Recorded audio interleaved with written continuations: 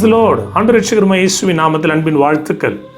இந்த நாளில் ஆண்டவர் கொடுக்கிற ஒரு தீர்க்க தரிசன வார்த்தை, அது 2 பேதுரு 1ஆம் அதிகாரம் அதனுடைய 19வது வசனம்.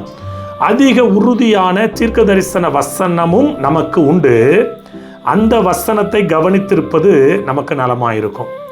என் அன்பு தேவனுடைய பிள்ளைகளே, எல்லாருடைய வாழ்க்கையிலேயும் ஆண்டவர் தீர்க்க தரிசன வார்த்தையை வைத்திருக்கிறார்.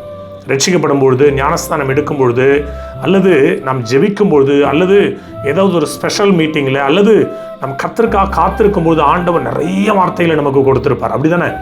அப்படிதான் உங்களுக்கும் அந்த தீர்க்க தரிசன வசனத்தை கர்த்தர் கொடுத்திருக்கிறார். அது அதிக உறுதியான தீர்க்க தரிசன வசனம். அந்த வசனத்தை நீங்கள் கவனித்திருந்தால் அது உங்களுக்கு நலமாயிருக்கும். யாக்கோபினுடைய வாழ்க்கையில் பாருங்களேன், அவன் கோலும் கையுமாக தான் கடந்து போனான். ஒருவேளை எல்லாராலையும் புறக்கணிக்கப்பட்ட ஒரு சூழ்நிலையில் அந்த இருளான இடத்துல அவன் கடந்து போயிட்டு இருக்கிறான். கர்த்தர் அவனுக்கு தரிசனமானார், கர்த்தர் அவனோடு பேசினார். போன இடமும் அவனுக்கு சரியில்லை. நல்லா கவனிக்கணும், லாபான் அவனை வஞ்சித்தான், பல போராட்டங்களை அவன் சந்தித்தான், இடையிலையும் சந்தித்தான், அங்கேயும் சந்தித்தான். ஆனால் கர்த்தர் சொன்ன வார்த்தை நிறைவேறி கொண்டே இருந்தது. நீ போய் இந்த தேசத்திற்கு நீ திரும்பி வருவாய். அதான் தீர்க்க தரிசனம். இன்னைக்கு நான் உங்களை பார்த்து சொல்கிறேன், சூழ்நிலையை பார்க்காதீங்க, ஒருவேளை மற்ற மனிதர்களுடைய வார்த்தையை பார்க்காதீங்க, மருத்துவ அறிக்கையை பார்க்காதீங்க. கர்த்தர் சொல்றாரு, அதிக உறுதியான தீர்க்க தரிசன வசனம் உனக்கு உண்டு. அந்த வார்த்தை பொய் சொல்லாது.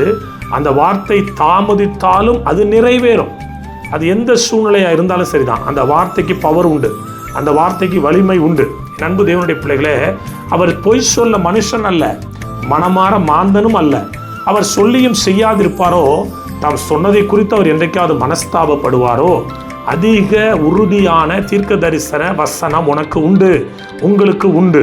கர்த்தர் என்ன உங்க வாழ்க்கையில சொன்னாரோ அது நிறைவேறும் என்பதிலே நீங்கள் பொறுமையாய், கவனமாய், அதிக உறுதியாய் இருங்கள்.